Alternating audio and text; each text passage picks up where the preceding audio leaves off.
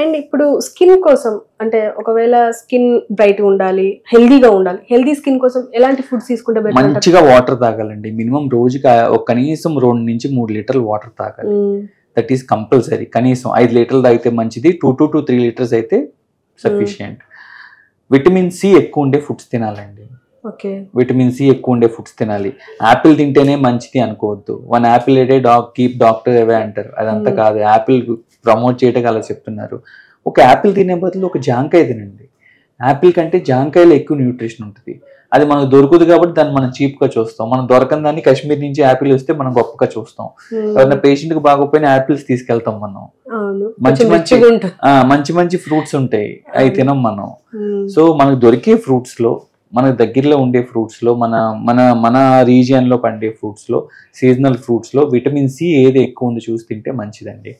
Red గా ఉండే fruit ఏదైనా మంచిది. మీకు పోమోగ్రానైట్, దానిమ్మకాయ చాలా మంచిది. అందులో వైటమిన్ ఏ ఎక్కువ ఉంటుంది, కెరోటిన్ దాన్ని. నెక్స్ట్ వచ్చేసి జాంకాయ మంచిది. షుగర్ పేషెంట్స్ కాకపోతే కనుక బనానా మంచిది, మ్యాంగో మంచిది. ఇంతవరకు చూసి మనం ఏది హెల్తీగా ఉంటుందో చూసి తినొచ్చు. షుగర్స్ తక్కువ ఉంటాయి. ఎప్పుడు ఎంటీ స్టమక్ మీద మంచిది అన్నాం కదా అని పొద్దునే లెగిసి ఫ్రూట్స్ తినేసేయద్దు. ఏదైనా ఫైబర్ ఫుడ్ ఏమైనా తీసుకున్నాక లాస్ట్ లో ఫ్రూట్స్ తినాలి. ఫస్ట్ ఫ్రూట్స్ తింటే మీకు గ్లూకోజ్ స్పైక్, ఫ్రూట్ షుగర్స్ అయినా మంచిది కాదు, గ్లూకోజ్ స్పైక్ వస్తుంది. సో ఫైబర్ రిచ్ ఫుడ్ తినాలి, వైటమిన్ సి ఉండాలి, వైటమిన్ ఏ ఉండాలి, ఎక్కువ వాటర్ తాగాలి. ఇది చేస్తే మీ స్కిన్ ఆటోమేటిక్ గా 90% హెల్తీగానే ఉంటుంది. Okay, thank you sir. And ఇప్పుడు మీరు ఒకవేళ అంటే జనరల్ గా మీరు ఇచ్చే టిప్స్ ఏంటి సార్? అంటే హెల్దీగా ఉండడానికి, హెయిర్ బాగుండడానికి. నేను ఇచ్చే టిప్స్ కాకపోతే నేను ఫాలో అయ్యే చెప్తానండి. అట్లీస్ట్ నేను టిప్స్ ఇచ్చి 100 చెప్పి అందరినీ ఫాలో అవ్వమంటే కరెక్ట్ కాదు. నేను ఫాలో అయ్యేది మార్నింగ్ లెగ్గానే మనం ఫ్రెష్ అయిపోయిన తర్వాత అట్లీస్ట్ ఒక 1/2 లీటర్ వాటర్ తాగాలండి మార్నింగ్. తాగేసిన తర్వాత ఫేస్ వాష్ తో, నాది ఆయిలీ స్కిన్, సో ఆయిలీ స్కిన్కి స్పెసిఫిక్ ఉండి ఫేస్ వాష్ వాడుకుంటాను. ఫేస్ వాష్ చేయగానే ఫేస్కి వేరే టవల్, బాడీకి వేరే టవల్. బాడీ అంతా మనం తుడిచేసుకుని అదే ఫేస్కి పెట్టుకుంటే కరెక్ట్ కాదు. సో ఫేస్కి మంచి కాటన్ టవల్ పెట్టుకుని ఫేస్ని ట్యాప్ చేసుకోవాలి, రుద్దకూడదు. ఫేస్ని ట్యాప్ చేసేసుకుని పక్కన పెట్టేసి మంచి మాయిశ్చరైజర్ అప్లై చేసుకుంటాం. ఒక 10 మినిట్స్ రెడీ అయ్యి డ్రెస్ అది వేసేసుకుని రెడీ అయిపోగానే సన్ స్క్రీన్ రాసుకుంటాను. ఒక 5 మినిట్స్ గ్యాప్లో సన్ స్క్రీన్ రాసేసుకుంటే ఒక 10 మినిట్స్లో కిందకి వెళ్ళి ఏదో కాఫీ ఏదో ఒకటి తాగేసి బయలుదేరిపోతాం. So face wash, moisturiser, sunscreen, ఇది మనం లైఫ్ లాంగ్ వాడాల్సింది. కానీ చాలా మంది సన్ స్క్రీన్ చాలా నెగ్లెక్ట్ చేస్తారు. ఓన్లీ నెగ్లెక్ట్ చేసి ఏమవుతుందంటే 35-40 ఇయర్స్ కి రింకిల్స్, ముడతలు, మచ్చలు ఇవన్నీ స్టార్ట్ అయిపోతున్నాయి మొహం మీద. సన్ స్క్రీన్ రోజుకి ఒకసారి రాసేసి అయిపోయింది అనుకుంటే కాదు. సన్ స్క్రీన్ అట్లీస్ట్ 8 hours కి ఒకసారి రీఅప్లై చేసుకోవాలి. అంటే మార్నింగ్ 7 కి ఇంట్లో నుంచి బయటకు వస్తే రాసుకుంటే మళ్ళీ మధ్యాహ్నం 2 or 3 మళ్ళీ రాసుకోవాలి. 3 సార్లు కాకపోయినా అట్లీస్ట్ రోజుకి 2 సార్లు. నేనేం చెప్తానంటే ఆఫీస్కి వెళ్లే ముందు, ఆఫీస్ లో నుంచి బయటకు వచ్చే ముందు అట్లీస్ట్ ఇది ఫాలో అవ్వమని చెప్తాను. ఇవాళ ఇంట్లోనే ఉన్నాం కదా, ఇవాళ ఆఫీస్ లేదు అని చెప్పి రిలాక్స్డ్ గా కూర్చున్నాం అనుకోండి, ఆ రోజైనా సన్ స్క్రీన్ రాసుకోవాలి. మన సన్లైట్, మన విండోస్ లో నుంచి వచ్చే సన్లైట్ కూడా మన ఫేస్ లో యూవీ రేస్ వస్తాయి, వచ్చి మనం డ్యామేజ్ చేస్తాయి. సిస్టమ్ ముందు, కంప్యూటర్ ముందు కూర్చునే వాళ్ళు కూడా అందులో నుంచి వచ్చే బ్లూ లైట్ కూడా మన స్కిన్ ని డ్యామేజ్ చేస్తుంది. దానికి సన్ స్క్రీన్ రాసుకోవాలి. సో సన్ స్క్రీన్ అనేది కంపల్సరీ. సో నైట్ టైం నిద్రపోయేటప్పుడు, ఇంకా మధ్యలో సన్ స్క్రీన్ అప్లికేషన్ అప్పుడు మళ్ళీ ఫేస్ వాష్ చేసుకోకర్లా. నైట్ మళ్ళీ నిద్రపోయేటప్పుడు ఫేస్ వాష్ చేసుకుని మాయిశ్చరైజర్ రాసుకుని నైట్ క్రీమ్ ఏదైనా రాసుకుని పడుకుంటాం, అంతే. ఇది ఫేస్ కి తీసుకునే కేర్. హెయిర్ కి ఏం కేర్ తీసుకుంటారంటే ఎవ్రీడే హెయిర్ వాష్ అండి. నైట్ నిద్రపోయేటప్పుడు మల్టీవైటమిన్ టాబ్లెట్స్, హెయిర్ కి సంబంధించింది మల్టీవైటమిన్ టాబ్లెట్ వేసుకుని హెయిర్ స్ప్రే ఏమన్నా చేసుకుని పడుకుంటాను. నేనే జుట్టు లేకుండా నేను జుట్టు మొలిపిస్తాను, మీకు హెయిర్ జాగ్రత్తగా ఉంచుకోవాలని ఎవరు నమ్మరు. కాబట్టి మెయింటైన్ చేసుకోవాలి. ఎవరి కోసమో కాకపోయినా మన కోసం అన్నా మనం, ఇదేం కోట్లు ఖర్చు అయ్యేది కాదు కదా. రోజు చేసుకుంటా ఉంటే అది మెయింటెనెన్స్ లో వెళ్ళిపోతా ఉంటది. పిల్లలకు కూడా 1 year దాటిన పిల్లలకి ఎప్పుడు బయటికి పంపిస్తున్నా పిల్లలకు కూడా సన్ స్క్రీన్, మాయిశ్చరైజర్ రాసిన తర్వాత సన్ స్క్రీన్ రాసే పంపాలండి పిల్లలకి. అంటే పిల్లలకు కూడా సేఫ్ అంటారా? US లో, UK లో అన్నిట్లో ఏంటంటే ఫస్ట్ నుంచి వాళ్ళ కల్చర్ లో సన్ స్క్రీన్ అలవాటు అయిపోయింది. అందుకని వాళ్ళ స్కిన్స్ అలా ఉంటున్నాయి. మనకు మాత్రం పాండ్స్ పౌడర్, మనకి చిన్నప్పటి నుంచి మనకి వేడి నీళ్లు రాసి రుద్ది పిల్లలకి నలుగు పెట్టకూడదండి. చిన్న పిల్లలకి, పుట్టిన పిల్లలకి స్కిన్ అంతా సెన్సిటివ్ గా డ్యామేజ్ అయిపోద్ది. మనోళ్ళు ఏం చేసేవాళ్ళు, వేడి నీళ్లు పోసి నలుగులు పెట్టి రుద్ది పిల్లలు ఏడ్చి పడుకునేవాళ్ళు. చూసావా అంత చక్కగా నిద్రపోతున్నాడు అనేవాళ్ళు. వాళ్ళు ఏడ్చి అలసిపోయి పడుకోక ఏం చేస్తాడు. అసలు యాక్చువల్గా అమెరికన్ డెర్మటాలజికల్ అసోసియేషన్ వాళ్ళ ప్రకారం 3 to 4 days ఒకసారి స్నానం పిల్లలకి, రోజు వెట్ క్లాత్ తో క్లీన్ చేయాలి బాడీ టిల్ 1 month. అంత సెన్సిటివ్ గా ఉంటుంది వాళ్ళ స్కిన్. నలుగు పెడితే జుట్టు పోద్ది, ఊడిపోద్ది అని. ఎలా ఊడిపోద్ది ఆ జుట్టు, ఫేస్ మీద చేతుల మీద ఉన్న జుట్టు పిల్లలకి. ఎన్ని మన పెద్దవాళ్ళు అలా చేసి మన అందరం ఒక 2-3 shades తెల్లగా ఉండేవాళ్ళం మామూలుగా అయితే. మన పెద్దలు అలా చేసి మనం ఇలా ఉన్నాం. Okay sir. అండ్ ఇప్పుడు అన్వాంటెడ్ హెయిర్ రిమూవల్స్ అంటారు, అంటే అది ఎందుకు వస్తుంది అంటారు సార్? దాన్ని ఎలా? హెయిర్ అండి యూజువల్ గా ఏంటంటే జెనెటికల్ గా వస్తుంది కొంతమంది ఫీమేల్స్ లో. నెక్స్ట్ వచ్చేసి హార్మోనల్ ఇంబ్యాలెన్స్ వల్ల మూతి మీద హెయిర్, కింద గెడ్డం మీద హెయిర్, చిన్న దగ్గర హెయిర్ పెరుగుతూ ఉంటుంది, చేతుల మీద హెయిర్ పెరుగుతూ ఉంటుంది. కొంతవరకు హెయిర్ నార్మల్, కొన్నిసార్లు మరి ఆడ్ గా కనిపిస్తుంది పాపం. సో మరి ఎక్కువ రావటం అట్లా అనిపిస్తుంది. దానికి ఇప్పుడు మీ జుట్టు నల్లగా ఉన్నంత కాలం మనం దాని లేజర్ తో మీ జుట్టు ఫేస్ మీద ఎక్కడన్నా హెయిర్ ని దాన్ని తగ్గించవచ్చండి. ఫేస్ లో కానీ, ఆర్మ్పిట్స్ లో కానీ, కాళ్ళ మీద కానీ, చేతుల మీద కానీ.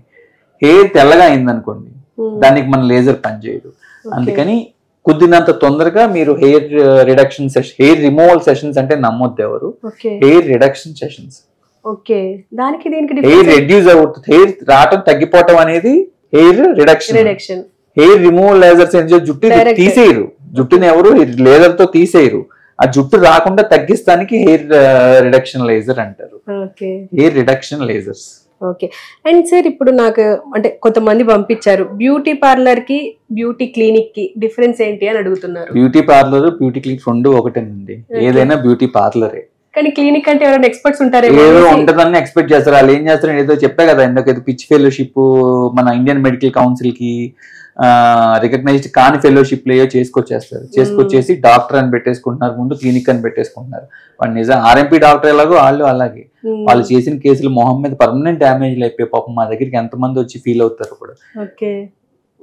మీరు షాక్ అవుతారు. వండర్ ఏంటంటే మెయిన్ ఛార్జ్ చేసేదానికంటే వాళ్ళు డబల్ ఛార్జ్ చేస్తారు. ఎగ్జాక్ట్లీ, అవును. మా దగ్గరికి వస్తేనే తక్కువ అవుతుంది, కనీసం మనం రీజనబుల్ గా ఛార్జ్ చేస్తాము. అండ్ ఏదైతే సైంటిఫిక్ గా ఉందో అది ఇస్తాం. వాళ్ళు ఏది పెడితే అది ఇస్తారు, డబల్ రేట్ వేస్తారు. వచ్చే కస్టమర్స్ కూడా వాళ్ళ దగ్గరికి ఎక్కువ వెళ్ళి హ్యాపీగా వాళ్ళ దగ్గరే చేయించుకుందాం అనుకుంటారు. పర్మనెంట్ క్లినిక్ అని వచ్చినాయి ఈ మధ్య, నేను పేర్లు చెప్పను, పర్మనెంట్ క్లినిక్స్ అని వచ్చినాయి. అసలు వాళ్ళు ఏం చేస్తున్నారు, ఎందుకు చేస్తున్నారు, ఎలా చేస్తున్నారు అర్థం కాదు. సెలబ్రిటీస్ అందరిని పిలిచేసి ఏదో చేసేసి పంపించేస్తా ఉంటారు. సైంటిఫికల్ గా ఏంటి అంటే ఏదో చెప్తారు. అలా డాక్టర్ మీ డిగ్రీ ఏంటి, మీరు ఏం చదివారు, డర్మటాలజిస్టా కాదు, కాస్మెటిక్ సర్జనా కాదు, ప్లాస్టిక్ సర్జనా కాదు, కనీసం ఎంబీబీఎస్ చేసామంటే లేదు. అందరూ క్లినిక్ అని పెట్టేస్తారు. వాళ్ళ దగ్గర పర్మనెంట్ మేకప్ క్లినిక్ ఏంటండి అసలు? పర్మనెంట్ మేకప్ క్లినిక్ ఏంటి అసలు? పర్మనెంట్ మేకప్ అంటే ఏంటి? టాటూయింగ్, టాటూ చేసేదాన్నే పర్మనెంట్ మేకప్ అంటారు. మేకప్ అంటే ఏంటి? పైన పూసుకునేది. పర్మనెంట్ మేకప్ అంటేనే ఒక బూతు. దానికి మళ్ళీ క్లినిక్ అని పెట్టి సెలబ్రిటీస్ అందరినీ పిలిచి చేస్తే పాపం వెళ్ళి మోసపోతారు. పని తక్కువ ఏమన్నా ఛార్జ్ చేస్తారా? లేదు. మేము 10,000 ఛార్జ్ చేస్తే అలా 50,000 60,000 ఛార్జ్ చేస్తారు. ఒకదానికి వెళ్తే 10 అంతకట్టి పంపిస్తారు. అలా అయిపోయిందండి సొసైటీ. ఏది మీడియాలో ఏది ఎక్కువ వచ్చి ఏది యాడ్స్ ఎక్కువ వస్తుంది. నేను అందుకే చెప్తున్నా కదా, మీరు ఎక్కడికైనా వెళ్ళండి, ఎవరితో అయినా చేయించుకోండి ప్రొసీజర్స్. కానీ వాళ్ళు డాక్టరా కాదా? డాక్టర్ అయితే ఏ డాక్టర్? డెంటల్ డాక్టరా, స్కిన్ డాక్టరా, ప్లాస్టిక్ సర్జనా, కాస్మెటిక్ సర్జనా? వీళ్ళు చేసేది ఏంటి, వీళ్ళు చేయొచ్చా చేయకూడదా? మీరు ఆ యాడ్స్ చూసేది ఏదో 5 నిమిషాలు గూగుల్లో చదివి వెళ్తే మీకు అర్థమైపోతుంది. ఎగ్జాక్ట్లీ. డబ్బులు పోతే తర్వాత సంగతి, డబ్బులు పోతే పోయింది, మళ్ళీ సంపాదించుకుంటాం. ఏదైనా డ్యామేజ్ అయితే అది మళ్ళీ రాదండి. డెఫినెట్ గా. అదే మేము కూడా ఈ మధ్య చూస్తున్నాం, డబుల్ చిన్ తగ్గిస్తున్నారు అని చెప్పేసి. డబుల్ చిన్ తగ్గిస్తానికి కొన్ని ప్రొసీజర్స్ వచ్చినాయండి. కొంతవరకు ఐఫోన్ వచ్చింది, డబుల్ చిన్ కి బాగా పనిచేస్తుంది. ఫ్యాట్ బర్నింగ్ ఇంజెక్షన్స్ ఉన్నాయి, డబుల్ చిన్ కి బాగా పనిచేస్తుంది. లేదు ఇంత చిన్న హోల్ పెట్టి లైపోసెక్షన్ చేస్తాం, అది బాగా పనిచేస్తుంది. ప్రొసీజర్స్ వచ్చినాయి. ఏదో క్రీములు రాసి మసాజ్ చేసేస్తే డబుల్ చిన్ తగ్గిపోద్ది అంటే తగ్గదు. ఏదో చెప్తారండి, ఏంటంటే వినే వాళ్ళకి చెప్పి ఉంటుంది సామెత, చెప్పేవాడికి వినేవాడు లోకు అన్నట్టు. మీనింగ్ లేకుండా మనం మాట్లాడి చేస్తే, మనం నీట్ గా రెడీ అయ్యి బాగా కబుర్లు చెప్పి మంచిగా మాట్లాడితే మోసపోకూడదు కదండి. సార్ ఇప్పుడు బ్లడ్ ఇన్ఫెక్షన్ వల్ల కూడా ఈ ప్రాబ్లమ్స్ వస్తాయి అంటారా? అదే కదండి, హెల్త్, ఇన్నర్ హెల్త్ మనం జాగ్రత్తగా మెయింటైన్ చేసుకుంటే మన స్కిన్ కానీ హెయిర్ కానీ బాగుంటుంది. అంటే ఎలర్జీస్ ఇప్పుడు మీకు వైరల్ ఇన్ఫెక్షన్ ఏదైనా వైరల్ ఫీవర్ వచ్చిందండి, ఫస్ట్ చూపించేది దేని మీద? మీ స్కిన్ మొత్తం డల్ అయిపోతుంది, మీ హెయిర్ అంతా ఊడిపోతా ఉంటది. వైరల్ ఇన్ఫెక్షన్ బాడీలో ఏది ఉన్నా దాని స్ట్రెస్ వల్ల ఫేస్ మీద హెయిర్ మీద చూపిస్తుంది. ఎలర్జీస్ అన్ని కూడా అయ్యే కదా. మనం ఏంటంటే ఏదైనా ఎక్కువ కెమికల్స్ వాడినా, ఎక్కువ ఇమ్యూనిటీ లేకుండా వీక్ గా ఉన్నా ఎలర్జీస్ అన్ని స్టార్ట్ అవుతాయి. అండ్ డి విటమిన్ బాడీకి ఎంత వరకు మీరు చెప్పినట్టుగా ఇది వరకు ఎండలోకి వెళ్ళి కూర్చుంటే మార్నింగ్ 1 గంట 2 గంటలు డి విటమిన్ ఉంటుంది వచ్చేస్తుంది అనేవాళ్ళు. ఇప్పుడు పగలల్లా ఎండలో పనిచేసే వాళ్ళకు కూడా ట్రాఫిక్ పోలీసులు కూడా విటమిన్ డి డెఫిషియన్సీస్ వస్తున్నారు మా దగ్గరికి. ఎందుకలా?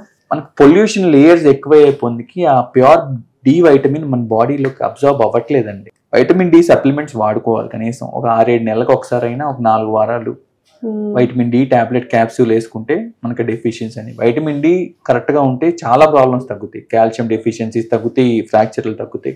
అండ్ సన్ బర్నింగ్ కూడా అవుతుంది అని అంటుంటారు చాలా మంది. అంటే అన్ని మినిమల్ మైన్యూట్ ఛాన్సెస్ అండి. అన్ని సన్ బర్న్ అవుతాం అంటే అది మన స్వయం కృపారాతం అది అంటారు కదా, మనకు మనం చేసుకునేదే అది. సన్ స్క్రీన్ రాసుకోకపోతే సన్ బర్న్స్ అవుతాయి, సన్ స్క్రీన్ రాసుకోవాలి. సన్ స్క్రీన్ రాసుకొని ఎండలోకి వెళ్ళాలి అంటే ఎండలోకి వెళ్ళినా వెళ్ళకపోయినా సన్ స్క్రీన్ రాసుకోవాలి పొద్దున్న లెగ్గానే అంతే. అండ్ ఇప్పుడు సోరియాసిస్ గురించి మనం ఎక్కువగా వింటున్నాం, మేము ఈ మధ్య న్యూస్ కూడా కవర్ చేసాం. ఏంటంటే అది పర్మనెంట్ గా ఉండిపోతుంది అంటారా? సోరియాసిస్ అన్నది సపరేట్, అది ఒక సిస్టమ్, మనకి పెథలాజికల్ కండిషన్ అండి సిస్టమ్ లో.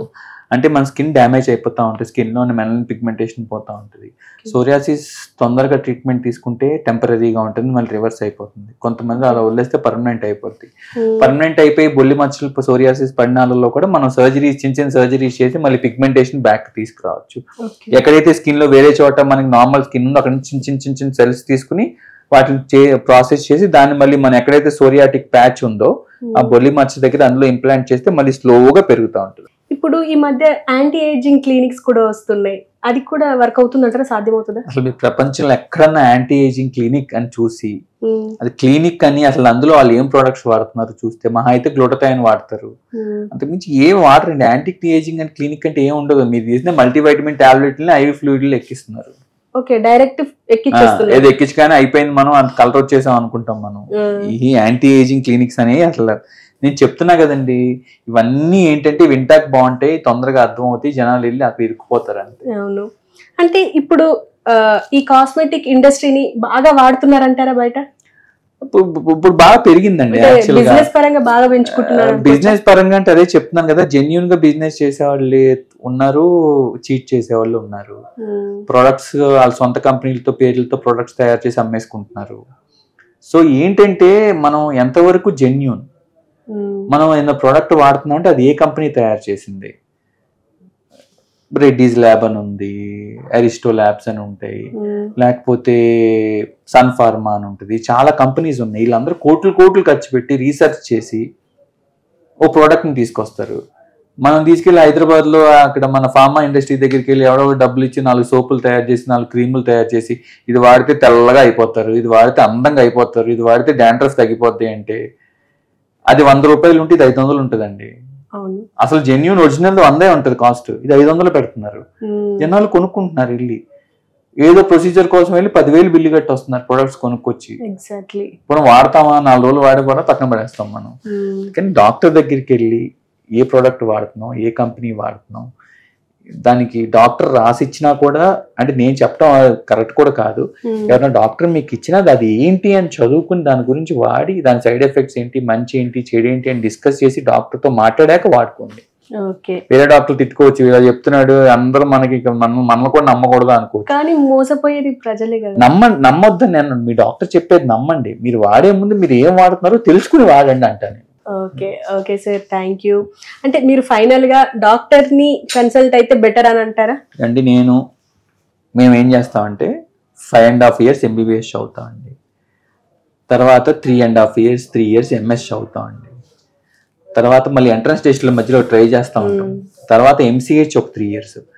నేను 2005లో MBBS స్టార్ట్ చేస్తే నాకు మొత్తం అదొక 5.5 years 3 years మొత్తం అంతా దగ్గర 12 ఏళ్ళు చదివాను. తర్వాత 10 ఏళ్ళు బయట వర్క్ చేసాం. ఇంత చేసిన ఎక్స్పీరియన్స్తో చేస్తే కనీసం పేషెంట్కి హ్యాపీ ఫీల్ అవుతారు, మనం ఇచ్చే రిజల్ట్స్ బాగుంటాయి. ఏది వాడకూడదు, ఏది వాడాలి. 3 నెలలు ఫెలోషిప్, 3 నెలలు ఎవరి దగ్గర చేసి వచ్చి దొంగ సర్టిఫికేట్ తీసుకొచ్చేసి క్లినిక్ అని పెట్టేస్తే ఎలా నమ్ముతారండి అసలు అని. అందుకని ఎవరైనా డాక్టర్ అండి, మీకు కన్ను నొప్పి వస్తే కంటి డాక్టర్ దగ్గరికి వెళ్ళండి, తలనొప్పి వస్తే బ్రెయిన్ డాక్టర్ దగ్గరికి వెళ్ళండి, జ్వరం వస్తే ఫిజిషియన్ దగ్గరికి వెళ్ళండి, మోషన్స్ అవుతుంటే గ్యాస్ట్రాంటాలజిస్ట్ దగ్గరికి వెళ్ళండి, వామిటింగ్స్ అవుతున్నా, ఫ్రాక్చర్ అయితే ఆర్థోపెడిషియన్ దగ్గరికి వెళ్ళండి. దేని డాక్టర్ దానికి ఉన్నప్పుడు యూటిలైజ్ చేసుకోవాలండి. ఆ సబ్జెక్ట్ లో వాళ్ళు పాపం చదివి వేల బుక్లు చదివి వేల పేజెస్ ఉన్న బుక్స్ చదివి అందులో ఉండే తెలుసుకుంటారు. సో మీకు ఏ ఇబ్బంది వచ్చినా ఏది కావాలన్నా ఫస్ట్ వెళ్ళి డాక్టర్ని కన్సల్ట్ అవ్వండి. డాక్టర్ని కన్సల్ట్ అవ్వండి, ఏ డాక్టర్ని కన్సల్ట్ అవ్వాలో ఆ డాక్టర్ని కన్సల్ట్ అవ్వండి. Okay sir, thank you very much. చాలా విషయాలు షేర్ చేశారు.